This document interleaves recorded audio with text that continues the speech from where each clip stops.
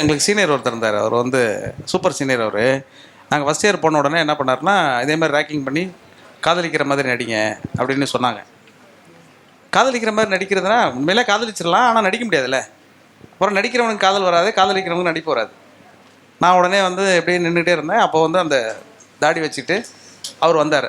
அவர் பேர் உதயகுமார். இப்போ எங்கே இருக்காருன்னு தெரியல, எப்படி இதை பார்த்த உடனே கூப்பிடுவார்னு நினைக்கிறேன். அவர் அங்கேருந்து வந்தார். வந்தவனுங்களெல்லாம் திட்டினார்.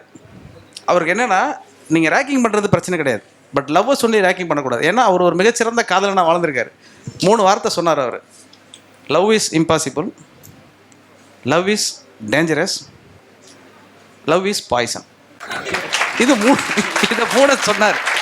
சீரியஸாக அந்த 3 வார்த்தையை எனக்கு மனசுக்குள்ளே பதிஞ்சதில்லை. இல்லை, எப்போல்லாம் அந்த உதயகுமார் முகமும் தாடியும் ஞாபகத்துக்கு வருதோ அப்போல்லாம் love is impossible, love is dangerous, love is poison, இது 3 மனசில் வந்து ஒரு காதல் கூட வாய்க்காமல் போன சோகத்தில் ஒரு கவிதை எழுதிட்டு வந்தேன். அதுக்கு என்ன காரணம்னு வேறு கேட்டால் இதுதான் காரணம்.